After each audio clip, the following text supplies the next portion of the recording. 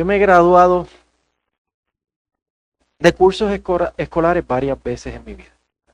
Igual que toda persona que tiene más de 5 años, ¿verdad? Tú te gradúas de kindergarten después de los 5 o los 6 años. Si no me equivoco, de cursos oficiales de instituciones académicas acreditadas.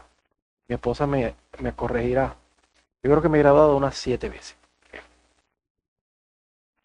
Y de esas 7 veces yo recuerdo por lo menos 3 de ellas que conscientemente yo pensé, al comenzar ese grado, al principio, yo dije, es imposible.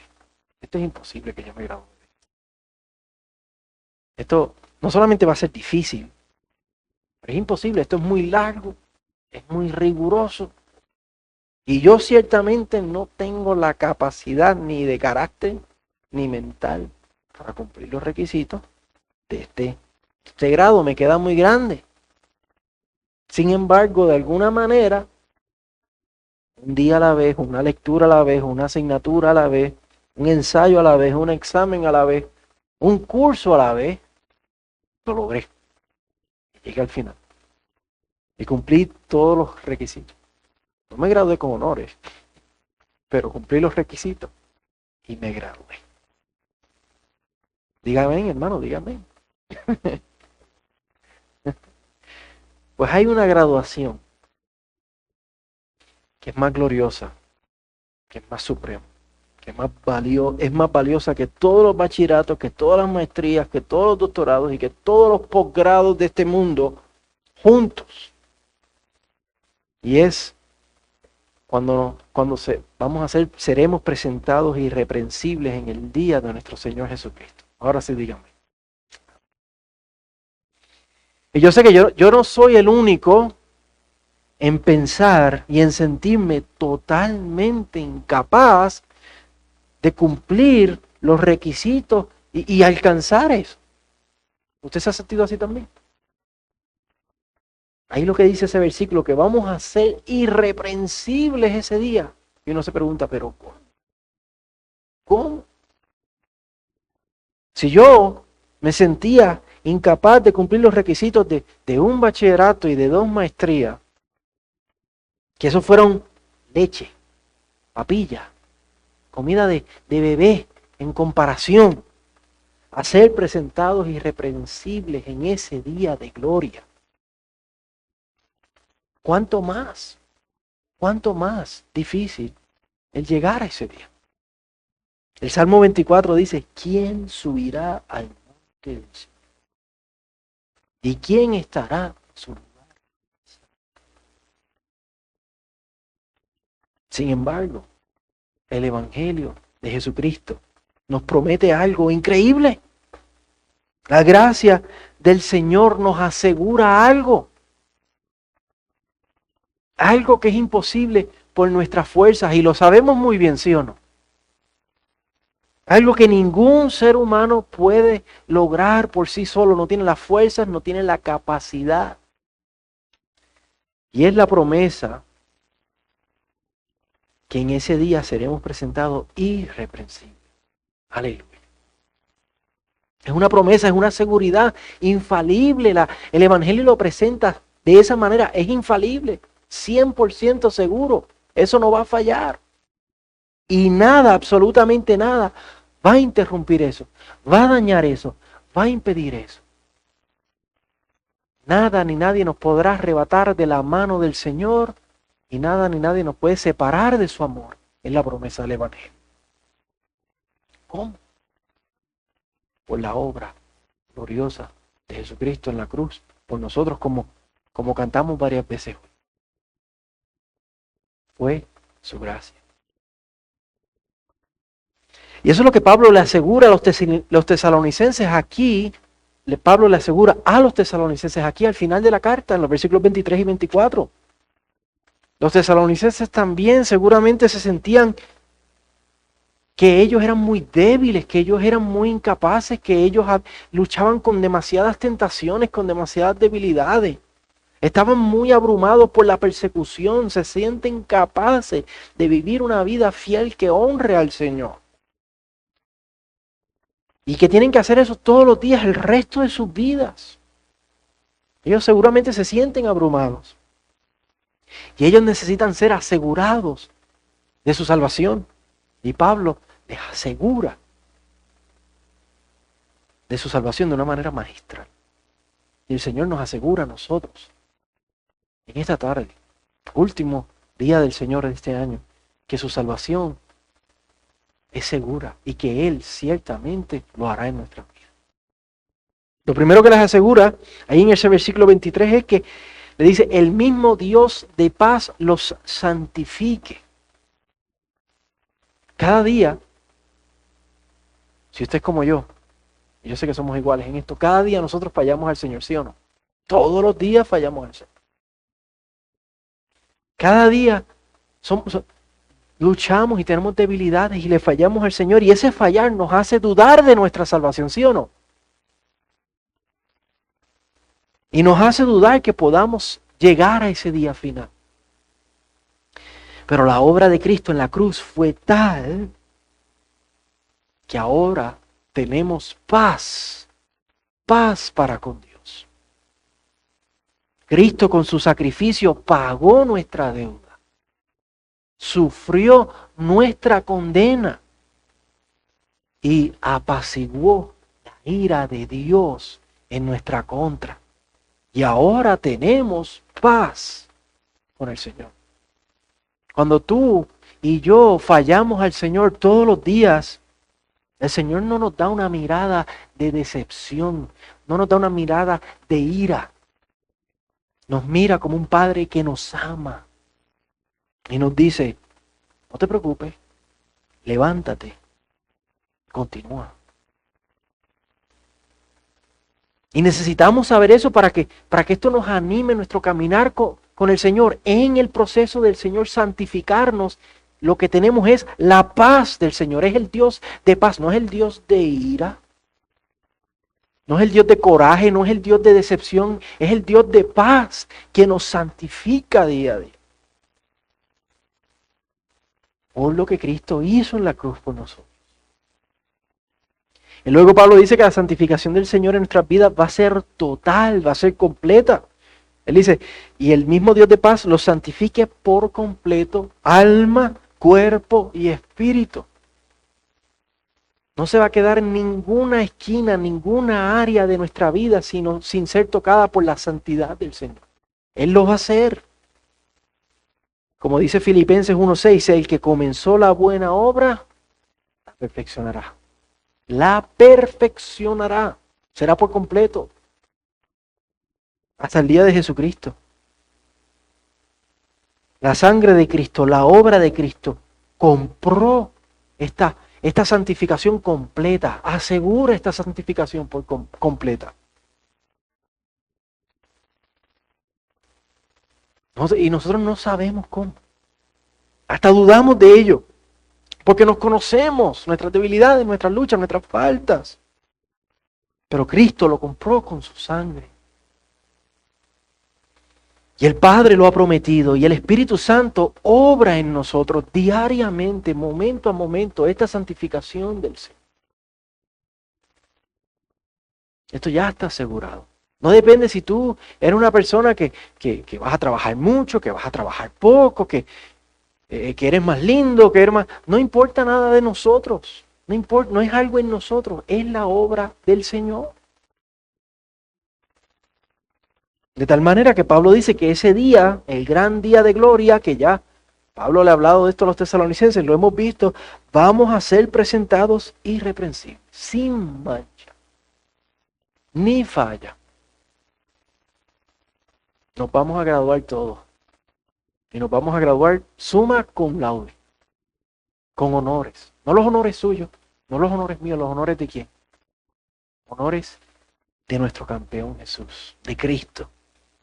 Con los honores de la sangre de Cristo, con los favores del amor del Padre hacia nosotros y con los auxilios diarios del Espíritu de Dios en nuestras vidas.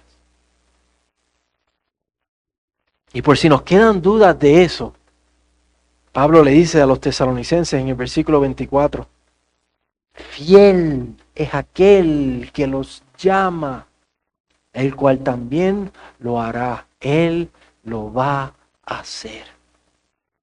Él lo va a hacer. Para Pablo no hay duda de esto. Esto no depende de condiciones que los tesalonicenses tienen que cumplir, ni condiciones que tú y yo tenemos que cumplir. El Señor lo va a hacer. Su fidelidad lo va a hacer. La misma fidelidad que hicieron los cielos y la tierra y el universo de manera perfecta. La fidelidad de aquel que nos amó tanto, que envió a su único Hijo por nosotros. Esa fidelidad nos va a santificar por completo.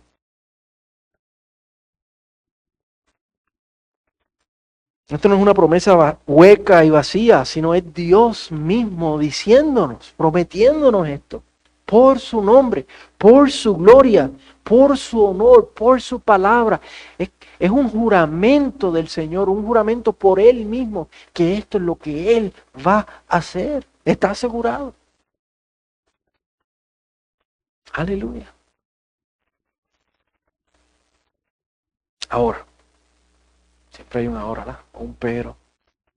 Habiendo dicho eso, la Biblia nos enseña que sí, nuestra salvación está asegurada, nuestra salvación está garantizada, que no depende de nada en nosotros, que nada ni nadie nos las puede quitar, pero la palabra también nos llama a obrar esa salvación, ¿sí o no?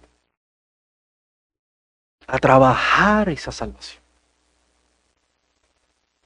Usa varias palabras como negarnos, correr la carrera, pelear la batalla, vestirnos de Cristo, estar alertas, estar sobrios. De diferentes maneras la Biblia nos llama a poner nuestro empeño, a darle con todo, a echarle ganas. Y no somos salvos por nuestras obras, no.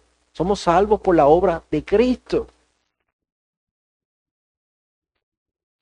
Pero esta salvación es tal que no solamente nos salva de la ira venidera, sino que hace algo en nuestro diario vivir. Nos mueve, nos impulsa, nos inquieta, nos estimula a orar, a vivir para el Señor.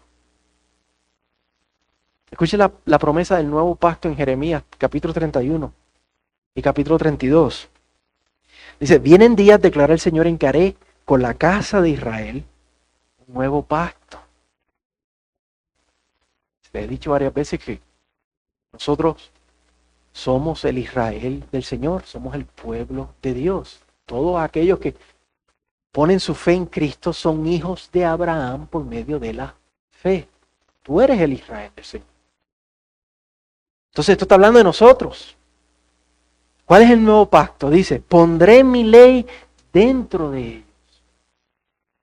Eso pasa cuando nacemos de nuevo. Y sobre sus corazones la escribiré. Todos me conocerán. Desde el más pequeño de ellos hasta el más grande. Perdonaré su maldad y no recordaré más su pecado. Ellos serán mi pueblo, yo seré su Dios y les daré un solo corazón. Y para eso se refiere a un corazón no dividido a quiero obedecer al Señor y quiero también vivir para mí, sino un corazón que quiere vivir para el Señor. Un corazón unificado, purificado. Y me van a temer siempre, haré con ellos un pacto eterno, de que no me apartaré de ellos para hacerles bien. Esa es la promesa del nuevo pacto. Y esa promesa envuelve no solamente salvación eterna, sino una actividad ahora mismo, presentemente, del Señor en nuestras vidas, que nos lleva a vivir vidas diferentes. Y el Nuevo Testamento lo reitera vez tras vez, Santiago 2. Una fe viva tiene obras. Efesios 2, las buenas obras que Dios preparó de antemano para que anduviésemos en ellas. Mateo 7, un buen árbol da buenos frutos. 1 Juan 2, en esto le conocemos. Esta es la prueba de que tú conoces al Señor, si obedecemos sus mandamientos.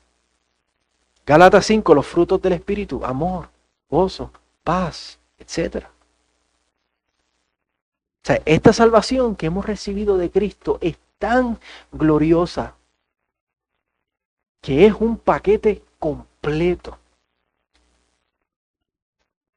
Nos libra de la ira venidera y presentemente nos santifica. Y provoca en nosotros hoy, provoca en nosotros un cambio. No un cambio perfecto, pero sí un cambio total. Y por eso Filipenses 2, versículos 2 y 13 dice, ocúpense en su salvación. Ocúpense. Pónganse a trabajar. Denle duro con todo. Ocúpense en su salvación. Con temor y con temblor. Porque Dios es quien obra en ustedes tanto el querer como el hacer. ¿Por qué obedecemos?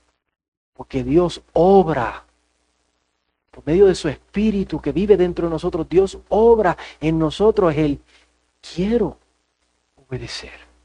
No solamente quiero, sino hacer. Voy a obedecer al Señor y obedezco al Señor. No perfectamente, porque todavía vivimos en este mundo caído, en estos cuerpos de pecado, pero sí notablemente. Entonces, otra vez sí, nuestra salvación no es por obras.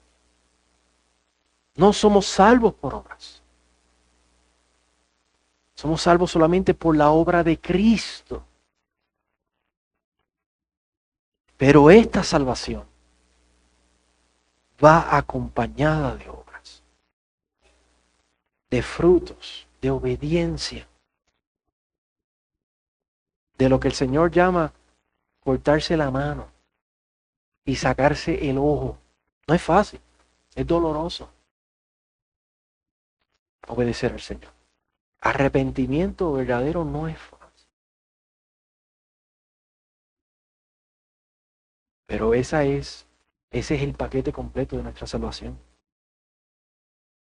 Y eso es precisamente lo que Pablo les recuerda después de decirle en los versículos 23 y 24 que el Señor lo va a hacer, el Señor lo va a hacer. En los versículos 25, 26 y 27, Pablo les recuerda, Pablo insta a los tesalonicenses a que obren, a que trabajen. Nos llama a hacer 3 cosas específicas.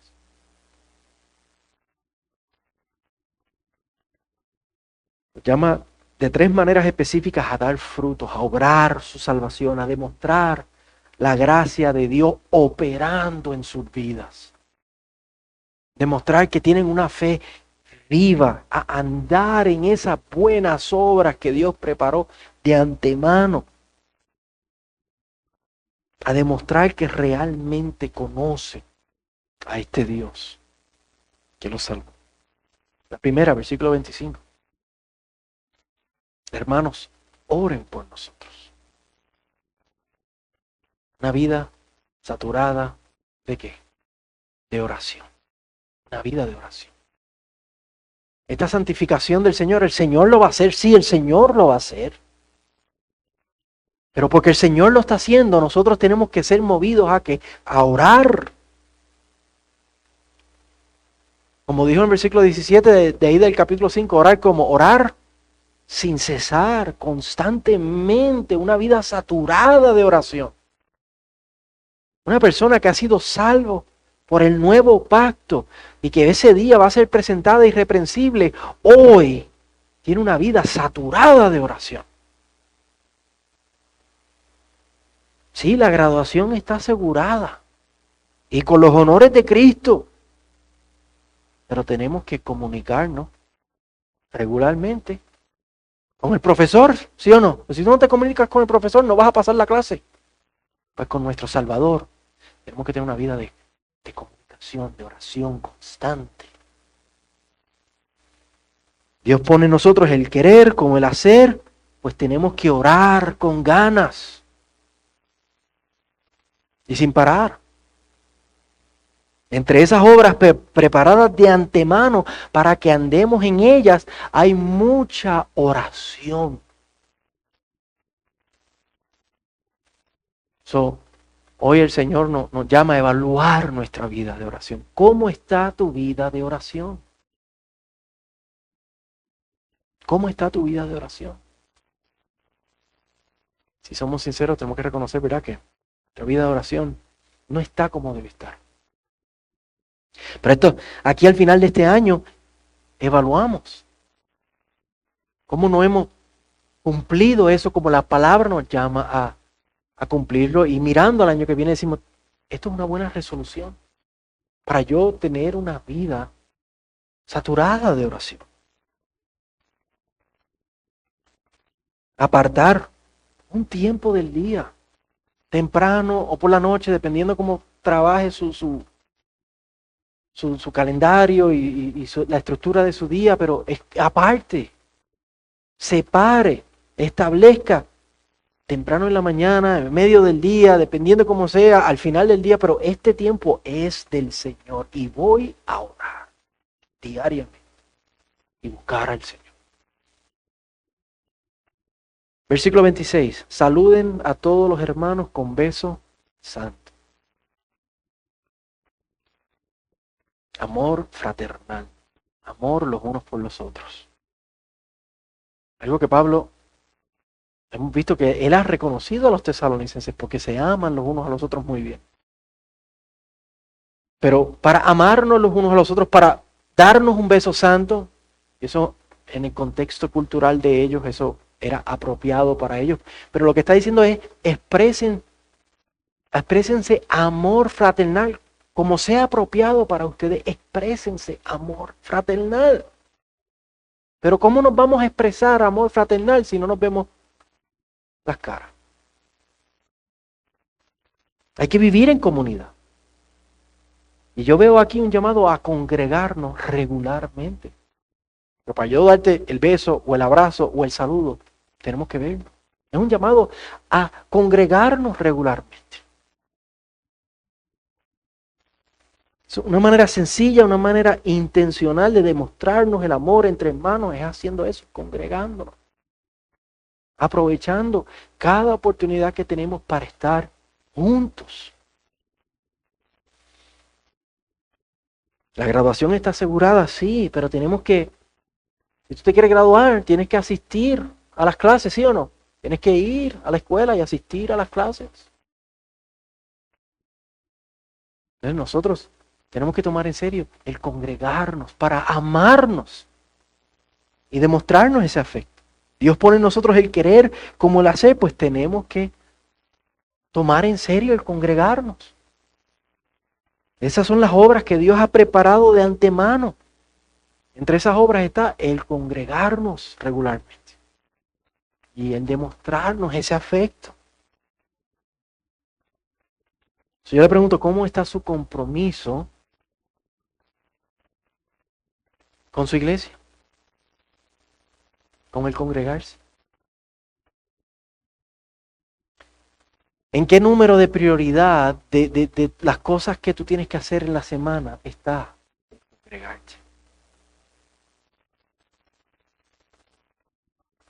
Y este nuevo año, hagamos ese compromiso de decir, oye, este nuevo año, como resolución, yo voy a tomar bien en serio el congregarme. Este año pasado no lo he priorizado, pero yo quiero tomar en serio el estar con mis hermanos, para verles la cara y darles un abrazo y poder expresar que los amo. Pero para poder hacer eso tenemos que estar juntos. Este nuevo año voy a hacer todo lo posible por congregarme de manera regular. Estar temprano en la iglesia, eso es parte de congregarse para poder saludar y hablar con el hermano y prepararme mi corazón, llegar temprano. Y cuando se acaba el servicio, no salir corriendo por ahí rápido. Porque para demostrarnos ese amor, ese afecto, tenemos que conversar. Tenemos que sentarnos. ¿Cómo estás tú? Tú tienes que saber, yo tengo que conocer de tus cargas, tú tienes que conocer de mis cargas para poder amarnos y poder estimular. Este nuevo año, vamos a hacer eso. Vamos a hacer un compromiso, vamos a priorizar nuestra vida juntos, como hermanos, como hermanos. Versículo 27. Les encargo solemnemente por el Señor que se lea esta carta a todos los hermanos. ¿Cuál disciplina es esa? Levante su Biblia. Ahí está. Es un encargo solemne a que lean esa carta, que era una carta inspirada por Dios. Y les hace ese encargo solemne. Un llamado a atesorar la palabra del Señor. Cómo yo obro esta salvación del Señor en mi vida diariamente para ser presentado ese día irreprensible. Atesoro la palabra del Señor.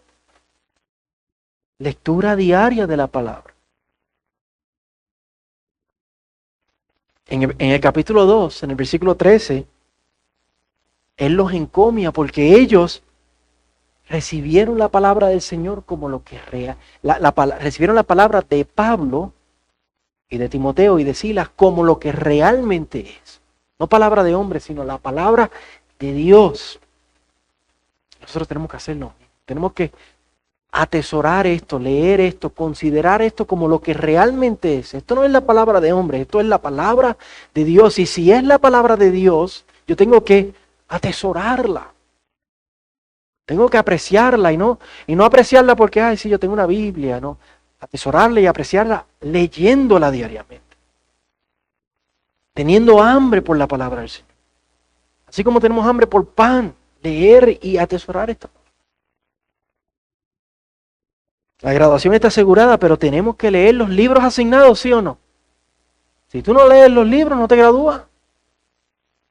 Espiritualmente, nuestra graduación está asegurada. Y los honores de Cristo, pero tenemos que leer la palabra del Señor.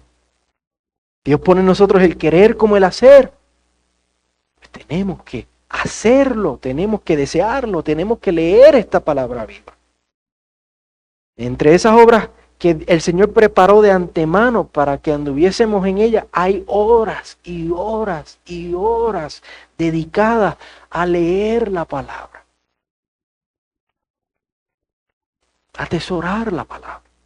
A escuchar la voz de Dios. ¿Usted quiere escuchar la voz de Dios?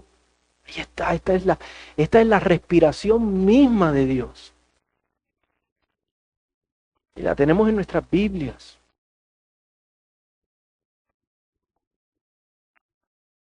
Muchas veces ni las abrimos. Y es la voz de Dios. ¿Cómo está tu relación con la palabra de Dios? ¿Cómo está? Algo que podemos hacer en este nuevo año es establecer un plan de lectura. ¿Has escuchado eso? Un plan de lectura de la Biblia. Eso, en la aplicación de la Biblia del teléfono, usted la abre y puede escoger un plan de lectura. Hay muchos planes de lectura. Mi esposa es experta en planes de lectura de la Biblia por su página de internet. Eso puede hablar conmigo y decirle, oye, ayúdame a poder diseñar un plan de lectura que sea realista a mi schedule, pero también a mis necesidades. Escoja un plan de lectura para de esa manera atesorar la palabra del Señor diariamente. Leer un capítulo, 2, 3, lo que se ajuste a su realidad, pero decir, esta es la palabra de Dios. Yo tengo que atesorar esa palabra del Señor. Y otra vez, nuestra salvación no es por nuestras obras. Y nuestra salvación está asegurada, sí, está asegurada. Pero como parte de esa salvación está el trabajar duro. El tomar en serio nuestra vida espiritual. Sí, pastor, es que no es fácil, pero de eso se trata. Sácate el ojo, córtate la mano, niégate a ti mismo, toma tu cruz, sigue a Jesús. No es fácil, hermano. Y por eso, versículo 25, orar, tener una vida saturada de oración. Versículo 27, amarnos y demostrar ese amor por medio de congregarnos regularmente para estar los unos con los otros. Y versículo 27, atesorar la palabra del Señor, atesorar la palabra del Señor. Somos llamados a obrar esta salvación con temor, con temblor, y Dios pone en nosotros el querer como el hacer. Tenemos que hacerlo, tenemos que obrar esta salvación del Señor, que al final nos va a santificar. ¿Para qué hacemos cuando no tenemos ganas? Mira que no tenemos ganas, ¿verdad? ¿Qué hacemos? Cuando no tenemos disciplina, cuando descuidamos la oración, cuando no priorizamos el reino del Señor y no nos congregamos regularmente, cuando no priorizamos nuestra vida espiritual y no leemos la palabra del Señor. Versículo 28, ¿qué dice? La gracia de nuestro Señor Jesucristo sea con todos ustedes. ¿Qué significa eso? Porque todos los libros de la Biblia cierran así. Eso es simplemente un saludo. Eso no significa nada. Eso significa un montón, hermano. Para momentos como esos, donde tú te sientes que no tienes ganas, que no puedes, la gracia del Señor está con nosotros. La gracia del Señor nos empodera. Es energía, es gasolina, es batería. Pablo dice en 1 Corintios capítulo 15, versículo 10. Por la gracia de Dios yo soy lo que soy. Y su gracia conmigo no resultó en vano. Antes bien, he trabajado mucho más que todos ellos, hablando del resto de los apóstoles. Yo he trabajado mucho más.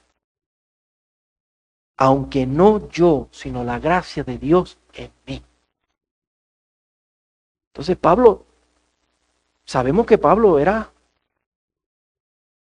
duro y trabajaba. Era un campeón. Pero él dice, yo he trabajado, yo, pero no yo, sino la gracia de Dios en mí fue la que hizo todo eso. Entonces la gracia del Señor es gasolina, es energía, es batería que nos mueve a obrar esa salvación. En esos momentos de desánimo, esos momentos de indisciplina, usamos esa gracia poderosa del Señor. Recorremos a esa gracia poderosa del Señor sobrenatural. Clamamos al Señor por esa gracia. Clamamos al Espíritu Santo por su ayuda. Él es nuestro ayudador. Ayúdame, Espíritu de Dios. Dame gracia, dame fuerzas, dame ánimo para orar, para congregarme, para leer tu palabra, para obrar esta salvación. Porque yo no puedo por mis fuerzas. Tú pones en mí el querer como el hacer. Ese querer y ese hacer es esa gracia del Señor. Gasolina, batería, energía. Y clamamos al Señor. Y también recordamos la gracia de Jesucristo dándose por nosotros en la cruz del Calvario. El eterno Hijo de Dios, el perfecto Hijo de Dios como cantamos, dándose por mí, un pecador, un enemigo que le di la espalda, dándose por mí en la cruz del Calvario. Yo recuerdo esa gracia y yo someto mi vida a esa gracia. Yo someto mi vida al Señor.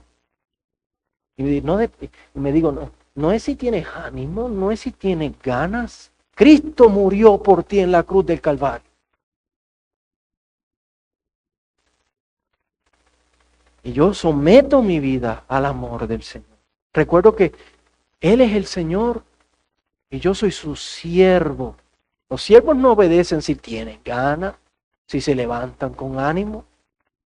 El siervo obedece a su Señor y yo soy siervo del Señor. Yo soy esclavo del Señor.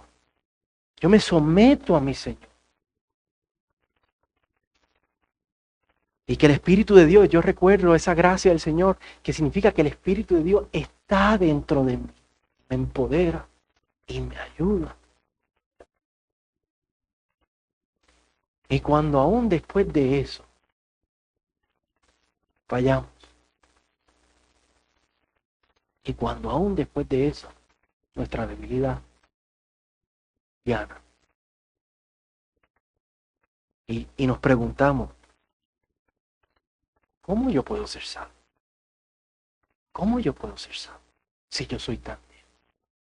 Si yo soy tan pecador?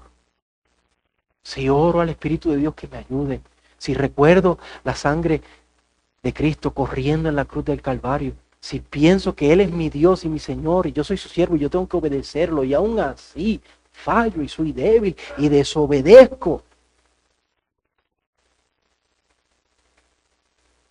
Y nos preguntamos entonces, ¿cómo yo puedo ser salvo?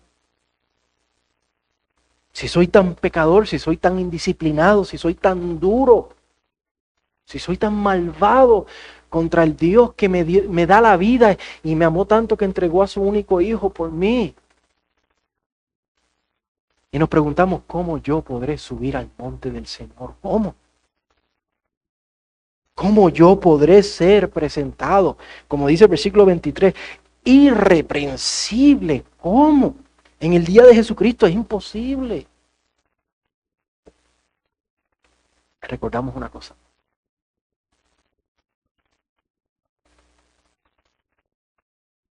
Recordamos que precisamente por esa debilidad, precisamente por esa indisciplina, precisamente por esa falta, por ese pecado, por esa dureza, Cristo derramó su sangre en la cruz del Calvario.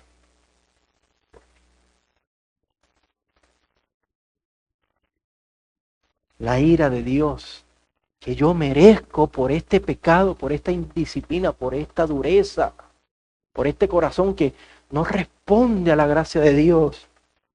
La ira de Dios que yo merecía por eso fue apuntada en el Calvario hace 2000 años sobre el perfecto Hijo de Dios. Y la condena que merecemos por esa indisciplina, por ese pecado, por esa dureza, fue ejecutada sobre Cristo Jesús. Y por eso he sido perdonado. Y por eso ese día seré presentado irreprensible y perfecto en la venida del Señor Jesucristo. Y que entonces sea la realización de eso. Y que entonces sea ese amor, esa gracia, ese perdón del Señor que nos mueva al arrepentimiento. Nos lleve a humillarnos, nos lleve a someternos, nos lleve a negarnos a nosotros mismos y vivir una vida digna que corresponda a tal amor, a tal gracia. Y nos neguemos a nosotros mismos, tomemos nuestra cruz y sigamos al Señor Jesús.